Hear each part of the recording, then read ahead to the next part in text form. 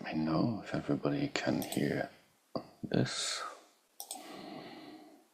With the path of the awakened ones, but death is come.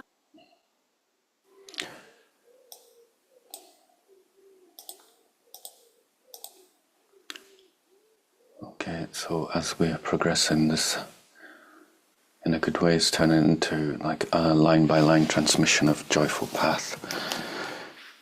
Just say, Baron, it took me 2 years to study this book. Starting off with, we used to study all day Sunday, every Sunday.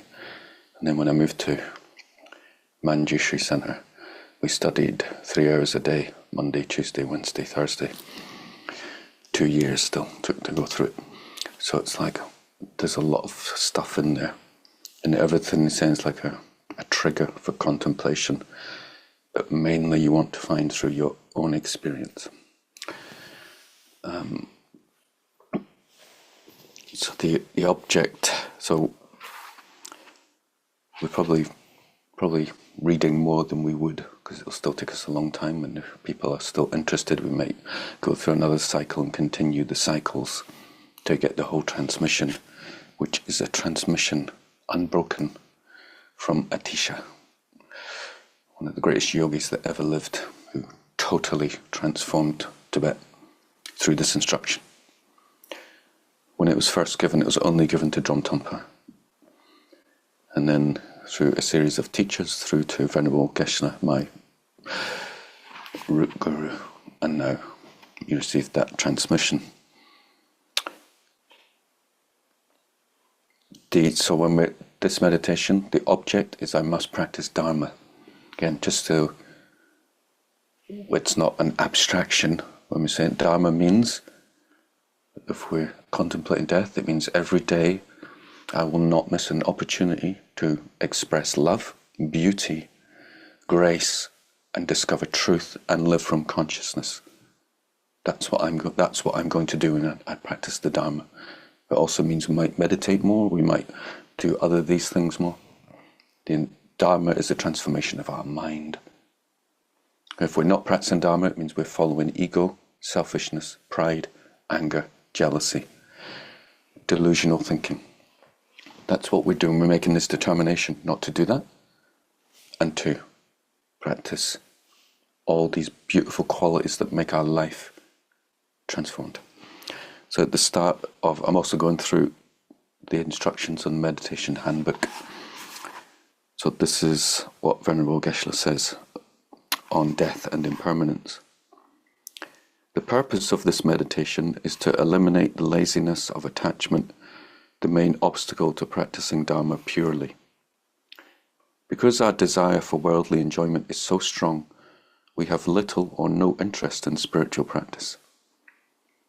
From a spiritual point of view, this lack of interest in spiritual practice is a type of laziness called the laziness of attachment.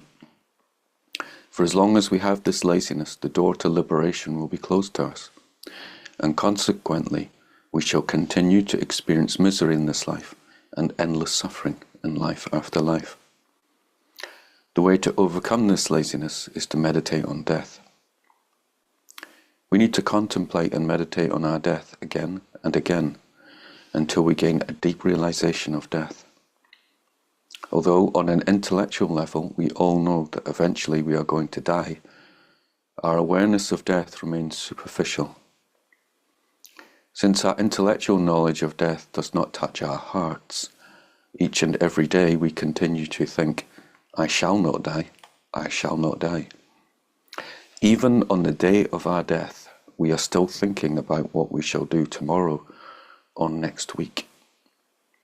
This mind that thinks every day, I shall not die today, is deceptive. It leads us in the wrong direction and causes our human life to become empty. On the other hand, through meditating on death, we shall gradually replace the deceptive thought, I shall not die today, with the non-deceptive thought, I may die today. The mind that spontaneously thinks each and every day, I may die today, is the realization of death. It is this realization that directly eliminates our laziness of attachment and opens the door to the spiritual path. In general, we may die today or we may not die today. We do not know. However, if we think each day, I may not die today, this thought will deceive us because it comes from our ignorance. Whereas if instead we think each day, I may die today, this thought will not deceive us because it comes from our wisdom. This beneficial thought will prevent our laziness of attachment and will encourage us to prepare for the welfare of our countless future lives, or to put great effort into entering the path to liberation. In this way, we shall make our human life meaningful. So when we're doing the contemplation that I'll be reading out, it will be the dangers of forgetting about death. But the object will still be the same. I must practice the Dharma. If that object arises at any point, we just really hold that feeling in our mind. We can allow the words just to help that. We can ignore what I'm saying. If we have that feeling, I must practice the Dharma, we hold it in the same way. Talked about before. You've got a winning lottery ticket. You've got one day to get to London. You'd be like, I've got to book it. I've got to book a train. Like that. Yeah, that's the type of meditation. Okay, let's start the practice.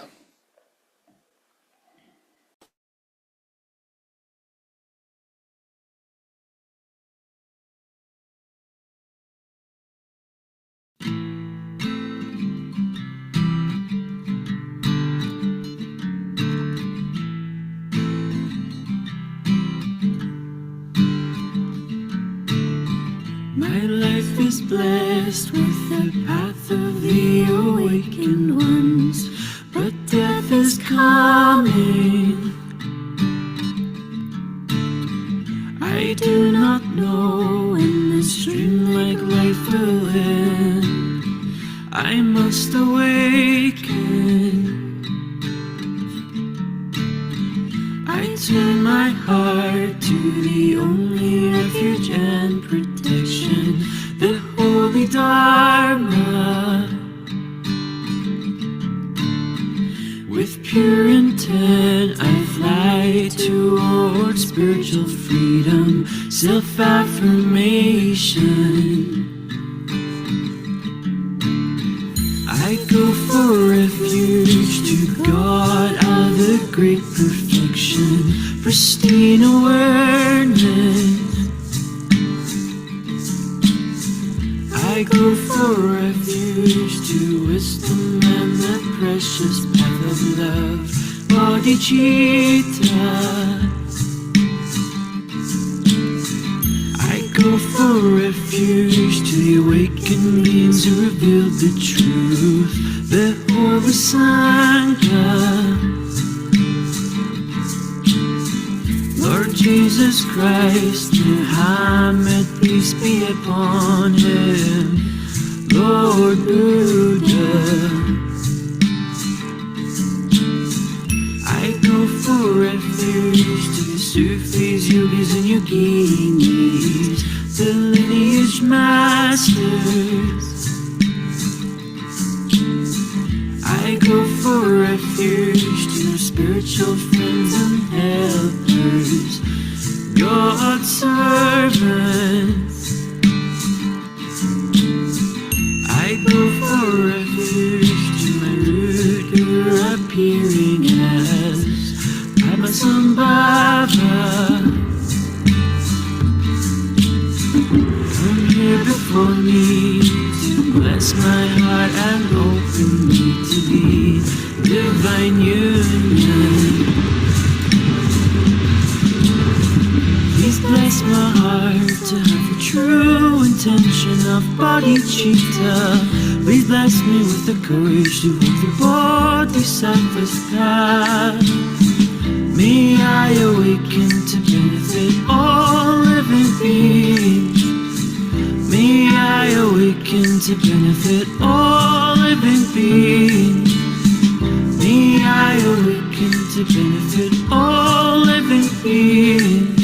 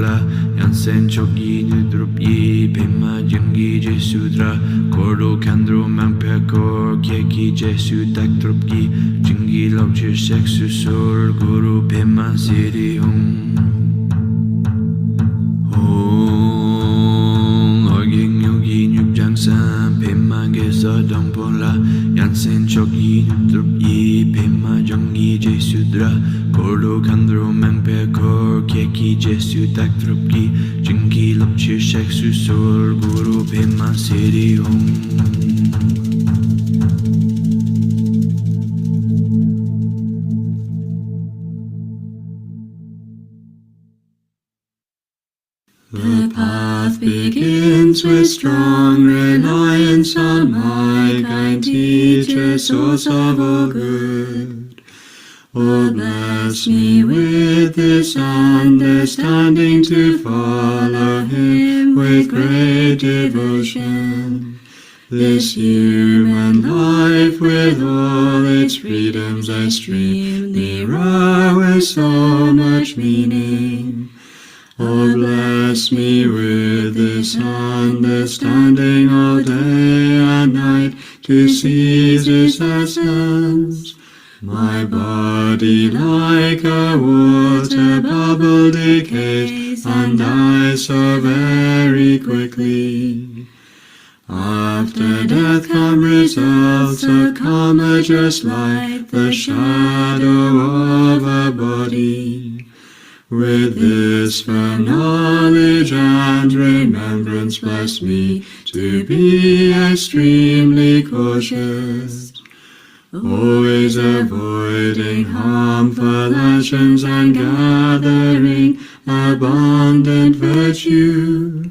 Samsara's pleasures are deceptive, give no contentment, only torment. So please bless me to strive sincerely to gain the bliss of perfect freedom.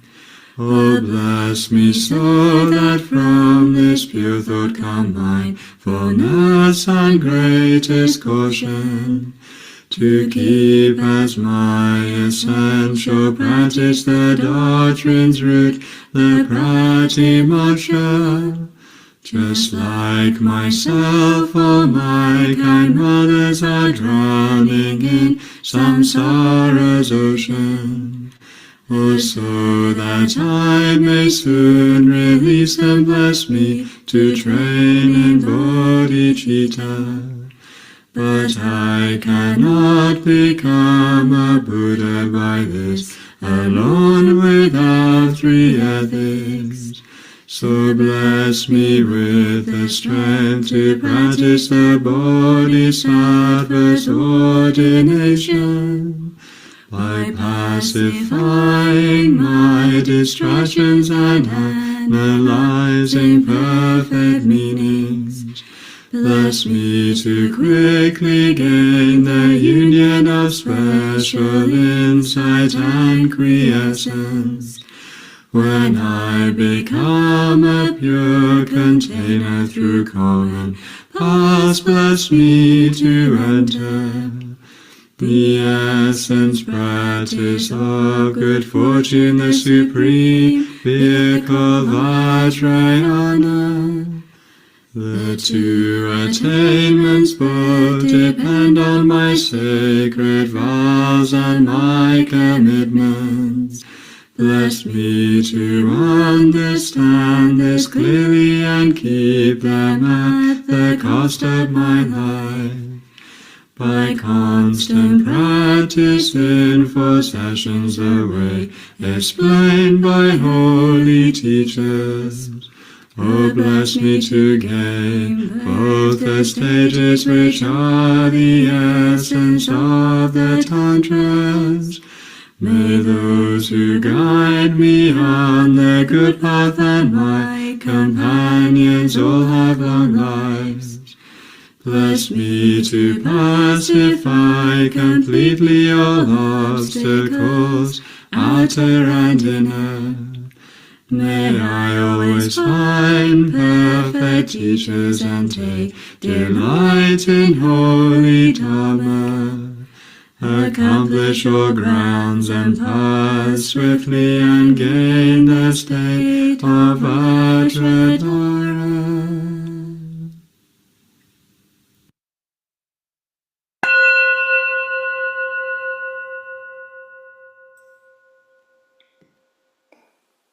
Visualize from the heart of Guru Padmasambhava streams of white light and nectars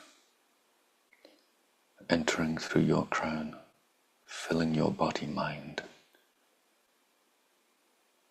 descending into your heart chakra, where you receive the realization of death and impermanence, and immediately and strongly you have the wish to practice Dharma.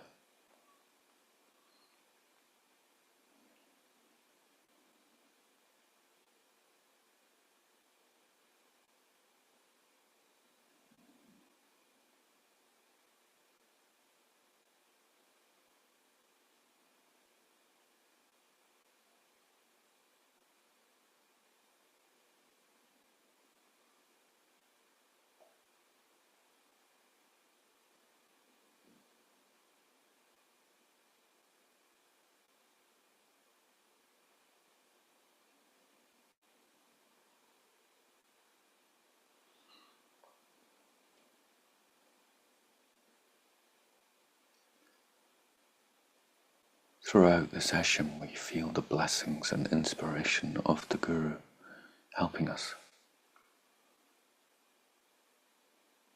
keeping our mind undistracted.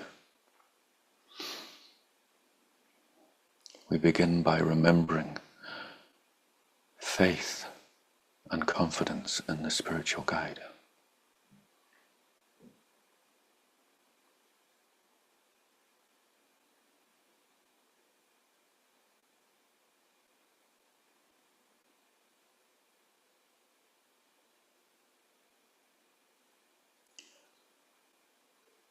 And bring to mind the preciousness of the human life and how fortunate we are.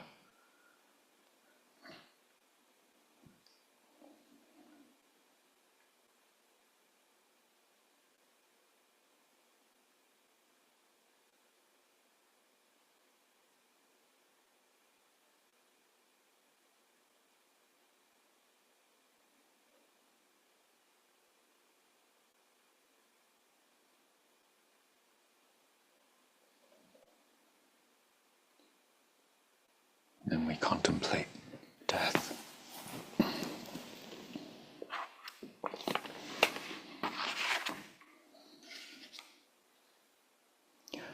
First of all, we consider the dangers of forgetting about death. We will easily forget the Dharma.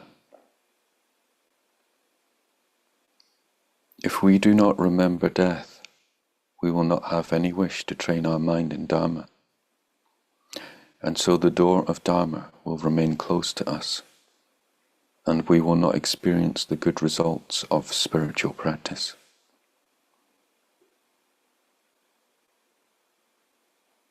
Even though we may be fortunate enough to receive Dharma instructions, to us they will mean almost nothing. Forgetting about death, we become completely engrossed in the concerns of this life alone, and we devote all our energy to its welfare. When death comes, we realize too late that all our activities have been futile. We can contemplate if this refers to us. If we become completely engrossed again in what the ego wants, because we don't remember death.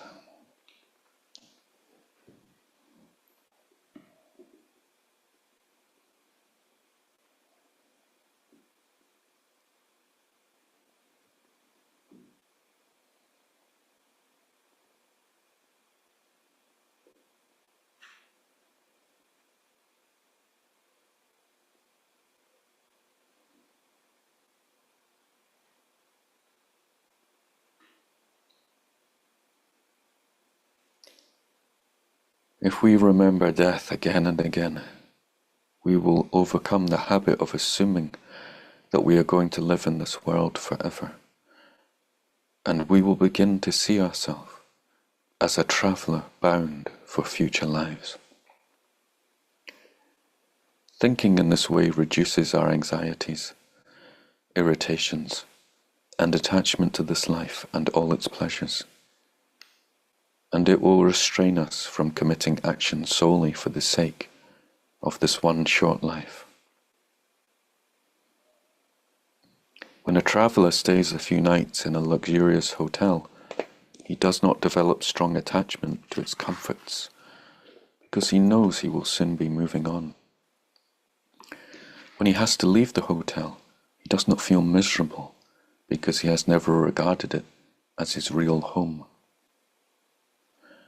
In the same way, if we cease to think of this life as our permanent home and begin to regard ourselves as travellers bound for future worlds, we will be less attached to this life, and we will naturally develop great interest in Dharma. For Dharma alone helps us in all our future lives. And contemplate that this is one of the main teachings of the Muhammad Sallallahu. This is not our home.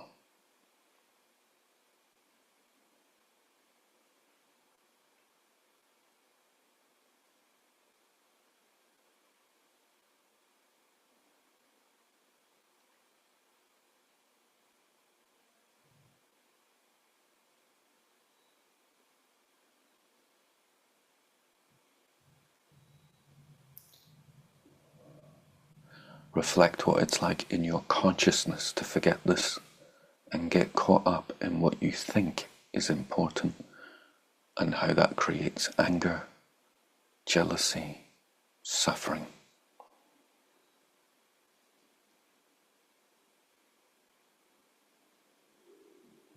You must see this yourself in your own life.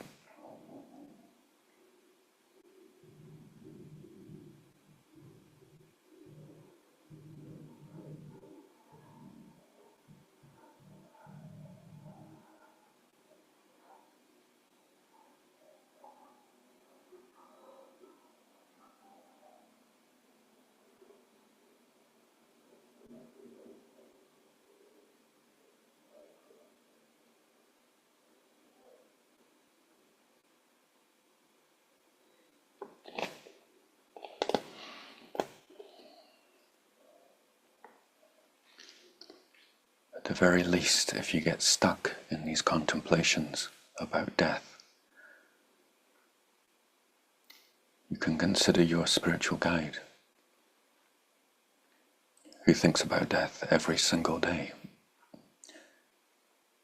and see if they're angry, jealous, deluded, heavy, or if they're light, loving, and kind.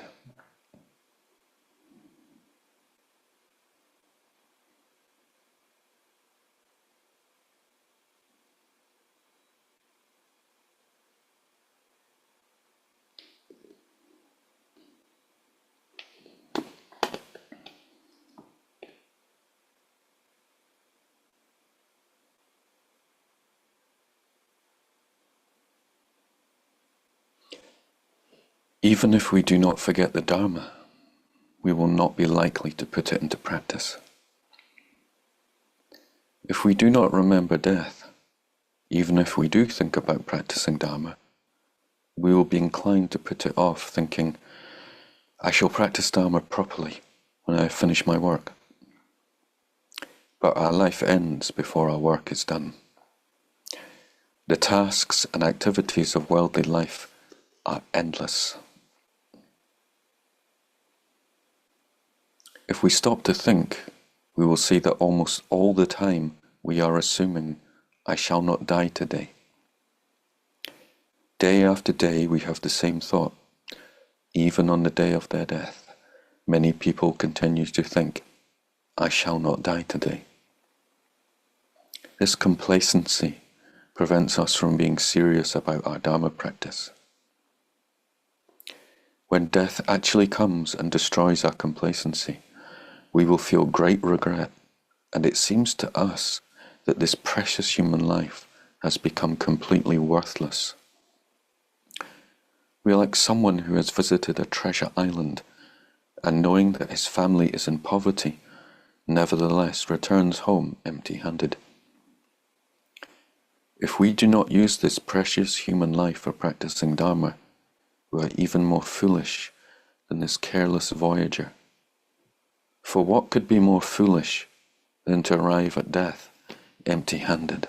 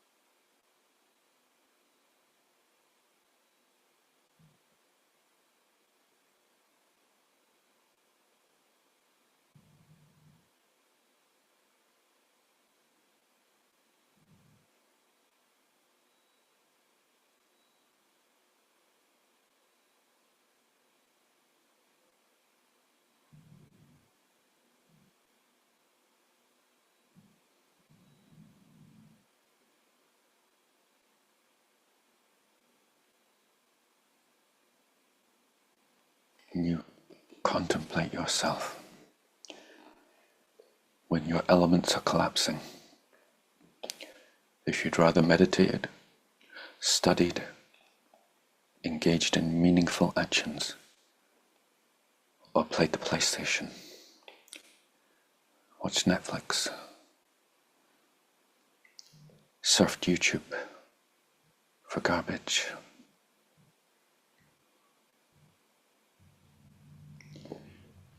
contemplate whether you'd rather have given that money to someone or kept it for yourself and spent it on some clothes that you wore twice, knowing the only thing you can take with you is virtuous imprints, and they're going to determine what appearances arise in your consciousness.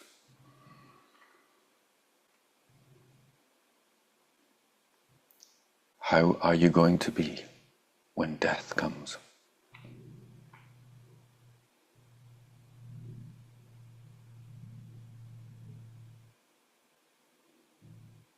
Contemplate that when you're loving, you're kind, you're giving, how does that make you feel in the moment compared to being selfish, angry, greedy, listless, frivolous?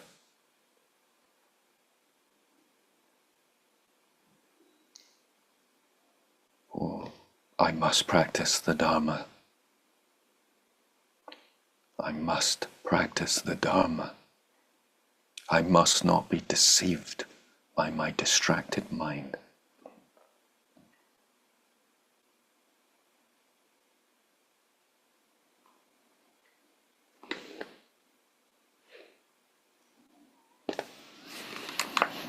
Even if we do not forget the Dharma and we put it into practice, our practice will not be pure. If we have already been practicing Dharma for some time, but we have not experienced perfect results, the reason is that we have not yet developed mindfulness of death.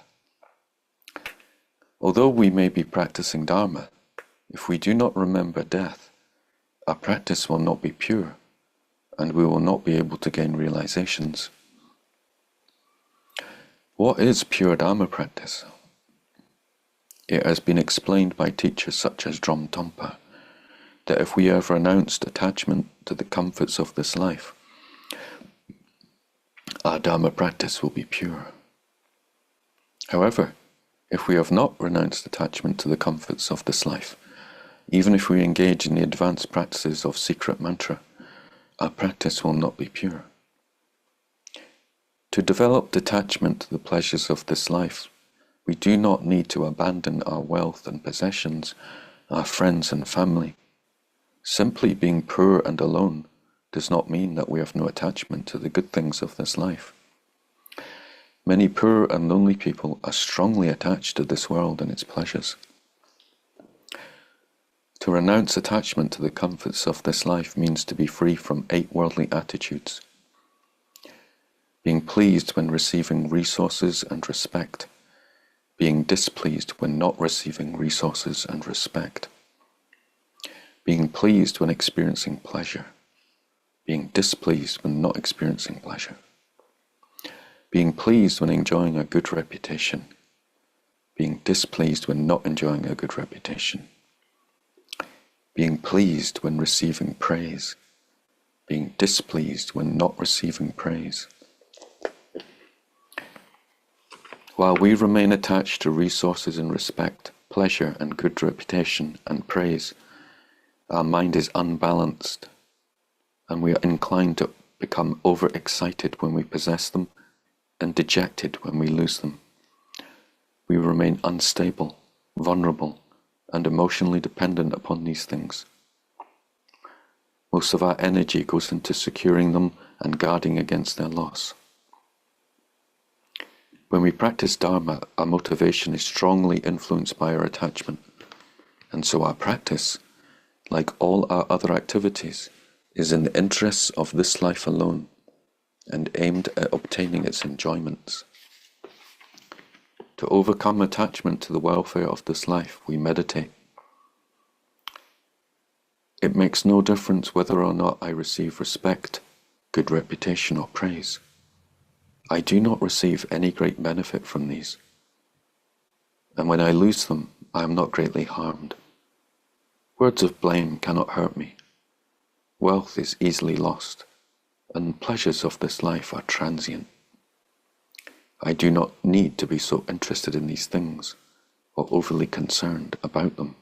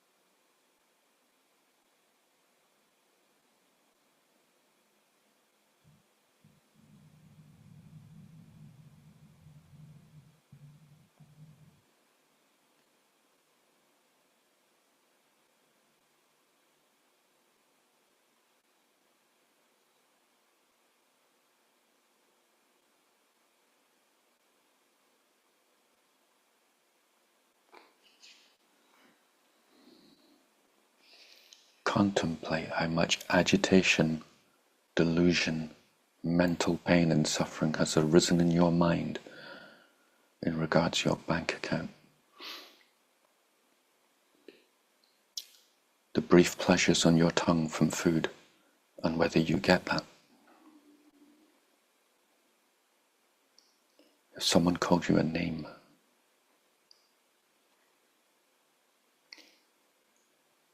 how you can wag your tail like a lap dog just to get someone you like to say something good to you.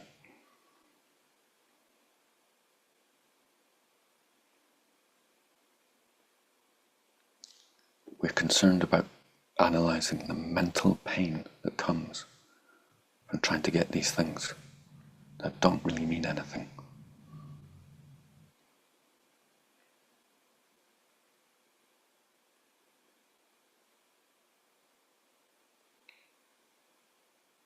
We're not interested in what Buddha said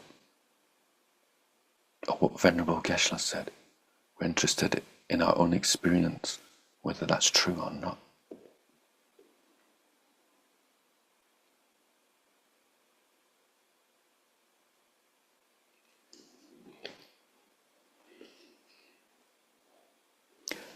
If we can develop equanimity with regard to the concerns of this life, we will overcome many of our daily anxieties and frustrations.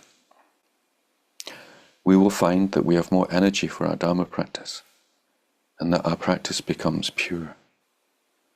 By comparison with non-religious people, anyone who has developed equanimity with regard to worldly concerns has a high degree of spiritual attainment.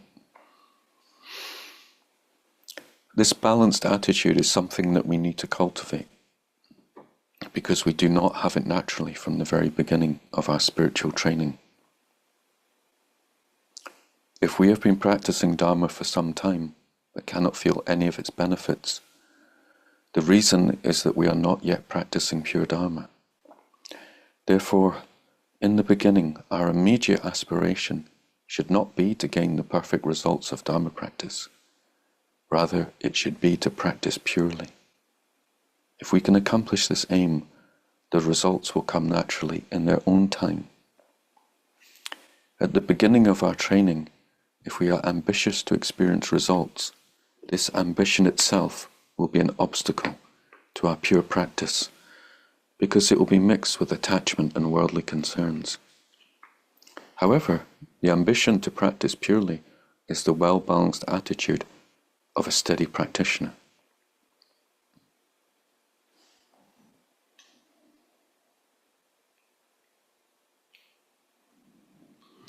The seventh Dalai Lama, who possessed great wealth but was not attached to any of it, said, "All I feel belong to me are my Vajra and bell and my yellow robes."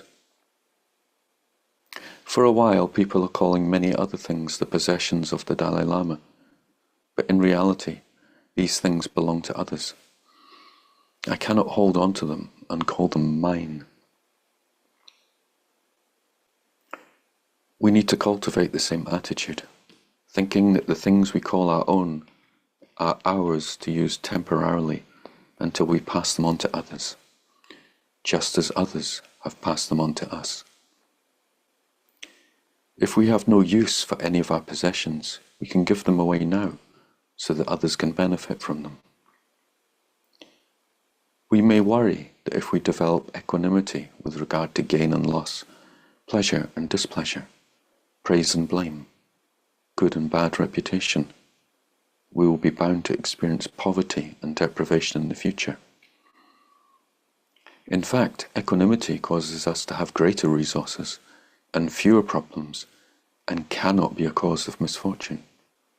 No one has died or ever will die of starvation as a result of developing detachment. In his previous lives, Buddha Shakyamuni created enough merit to take rebirth as a universal monarch 60,000 times in succession. Instead of taking these rebirths, he dedicated all the merit so that in degenerate times, Dharma practitioners would never be without enough to eat. Because of this, up to now in this world, no pure Dharma practitioner has ever died of hunger.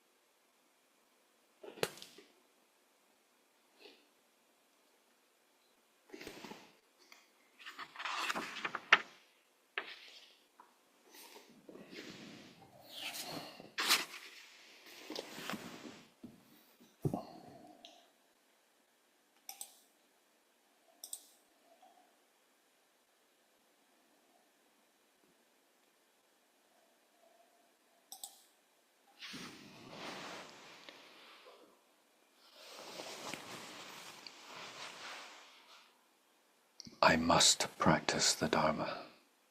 When this determination arises in your mind, we hold it single-pointedly.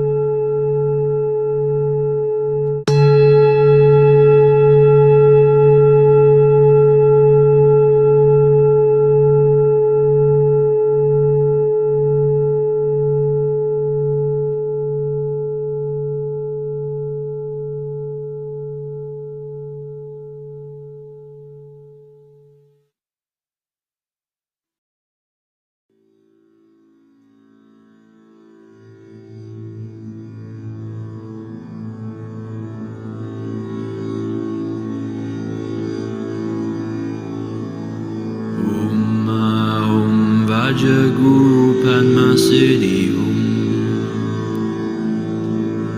Om Vajraguru Padma Siddhi Om Vajraguru Padma Siddhi Om Vajraguru Padma Siddhi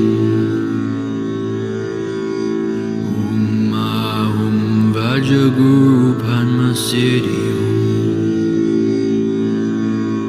Om Vajraguru Padma Siddhi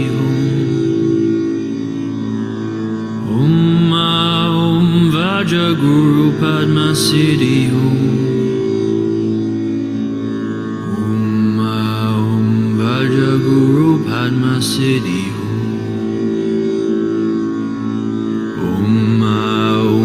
Vajraguru Padma Siddhi Om Vajraguru Padma Siddhi Om Vajraguru Padma Siddhi Om Vajraguru Padma Siddhi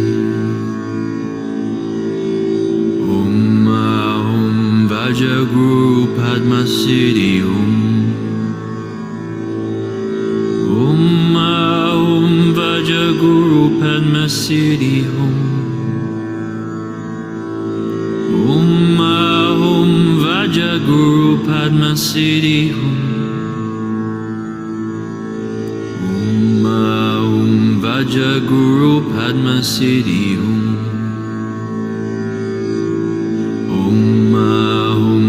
Vajraguru Padma Siddhi Om Vajraguru Padma Siddhi Om Vajraguru Padma Siddhi Om Vajraguru Padma Siddhi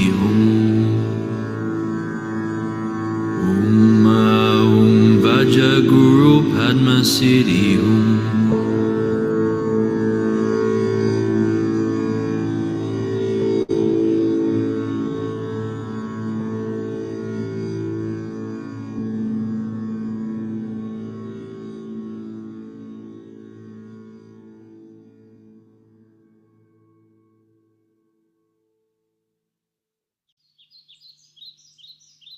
Please remove all outer and inner obstacles. Grant the four empowerments and enter into my heart.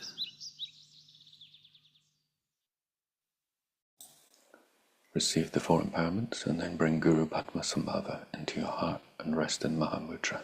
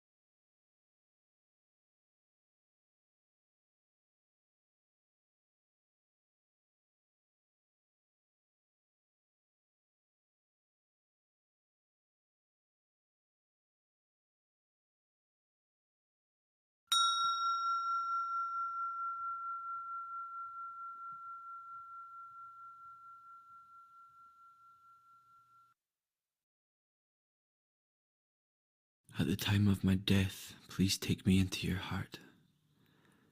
Bless me to be a true bodhisattva. Through my practice of Dharma, may all living beings awaken. May the precious supreme bodhicitta grow where it has not yet grown.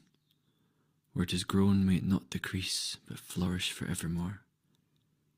Bismillah ar-Rahmanir Rahim. Amen. So it's very difficult to get the session shorter. So if everyone's okay with the sessions, will be from 7:15 to 8:10. We basically need 5 minutes before to give a little bit of instruction, 5 minutes after. It's good to rest in Mahamudra, it's 5 minutes. And the Lamrim, when we do, it's 25 minutes silence for the Lamrim. It's not really enough, I couldn't get through the section, there's a lot to get through, so I hope that's okay.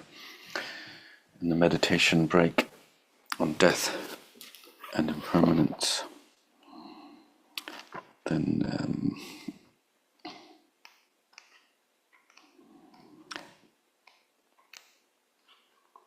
where are we? Venerable Geshe says, during the meditation break, we try to practice Dharma without laziness, realizing that worldly pleasures are deceptive and that they distract us from using our life in a meaningful way. We should abandon attachment to them. In this way, we can eliminate the main obstacle to pure Dharma practice. When we practice in Tantra, we are essentially gaining intense power from our own kind of vital energy and from the divine to use for the benefit of others. Everyone here confident that if you're being given a lot of power by God, a lot of power within your own energy, that you're just going to use it for selfless action.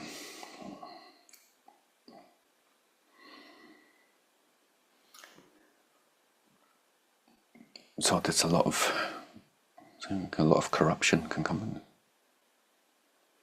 A lot of difficulties can arise because if the mind is still very much attached to what it wants to get, it will do things like manifest things for itself. Yeah, like I want money, I want this or that. Just pure selfish actions. Ibn Arabi explains Hinayana, Mahayana and Tantrayana like this. In the Hinayana, what's mine is mine and what's yours is yours. And we have law to protect. And we operate around honouring what people have and honouring what we have, and we need to protect it. In the Mahayana, he says, what's mine is yours and what's yours is mine. So we move into bodhicitta. And when we enter into Tantrayana, there is no me and there is no you. That's the space in which we're operating from Tantra or using. There's no self. So when we're practicing, this is the prep, right? No attachment to your stuff. No attachment to your reputation. No attachment to pleasures and wanting stuff. And then God will descend into you. Maybe you'll get some power descending, but if you've got still got stuff going on, maybe you'll manipulate men and women to kind of get them to like you. Yeah. You won't actually be there for their spiritual development. You maybe get something from them. Maybe you'll get followers, so you can get money off them and live by them.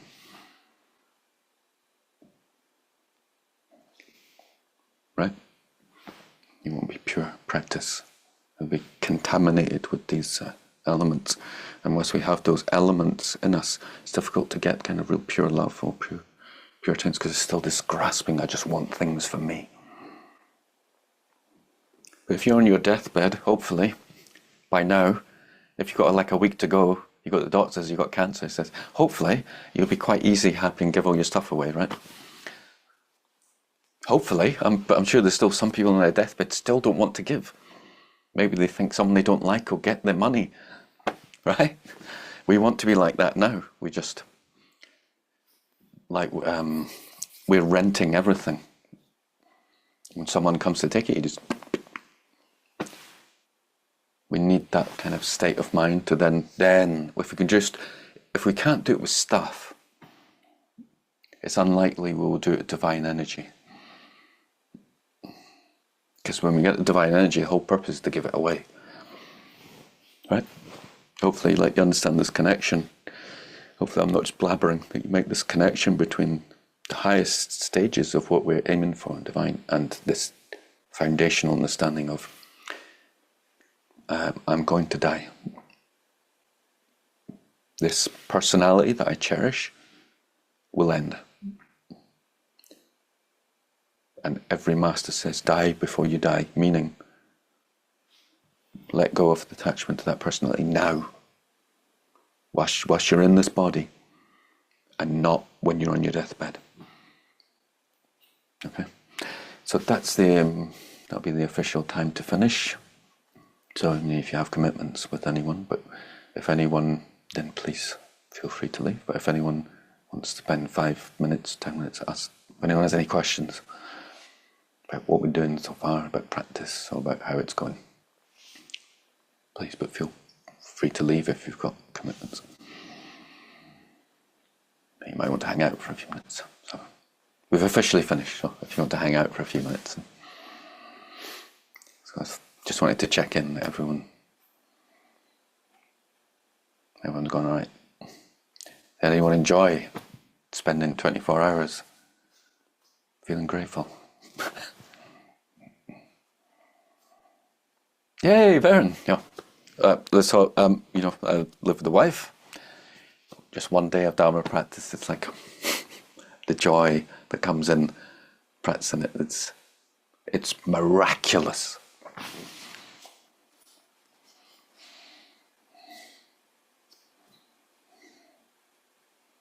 Right? Even we get up at 5 o'clock in the morning with the baby shitting a punami. It's one of the best mornings I've ever had. Right? It's just joy. Or, if you don't do that, you wake up and go, oh, well, I have to wake up at 5 in the morning again. It's just, you suffer and you pain. Right? The Dharma is magic when you practice it. It's magic. Anyone? Anyone?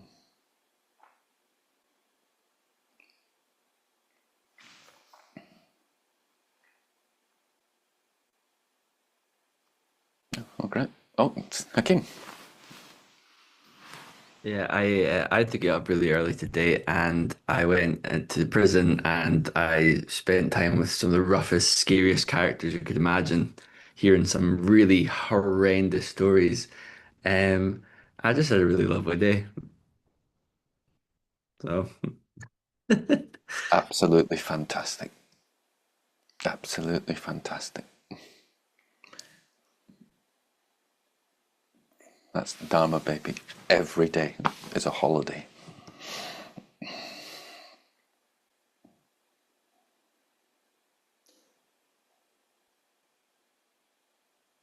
So that's the measurement. Measurement that you're a spiritual being is you're not concerned by worldly concerns anymore. It's going to come up. Things will come up. Don't think in black and white. Every now and again, someone insults you, you might go, but then you're just like, phew.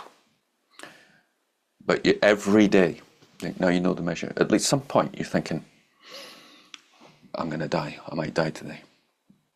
I might die today. It's there all the time. And it's the most beautiful thing in the world. When you meet people who are going to die, it's like Ram Dass says, then it's like they wake up. You work with dying people. They wake up. It's the most amazing thing.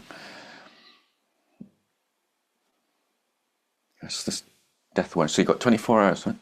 Just keep it there continuously. I must practice Dharma. And what's that mean? It means be happy. So when your mind's about to become unhappy, that I must practice the Dharma. But also, it's a good thing. See if you can go through your stuff. And my sheikh said, if you haven't used something for 2 years, you don't need it. Right? There might be a few things that are there for emergencies. You know what I mean? Like spanners and things. But generally like clothes, and if you've got a lot of clothes, you haven't worn it for 2 years, you clearly don't need them, right? And try and gift them and see what it's like and see the pull. The ego mind feels a bit of suffering if it has to lose something. It's not giving it away that's causing suffering, it's the ego mind. Because if you open up your heart and give it to someone, it's a beautiful, beautiful feeling. Great. So for now, I'll say see you tomorrow. So we're going in tomorrow for the lower realms. It's got many functions, the lower realms. Yeah. For us as Mahayanis, the main function is that's where your mum's going.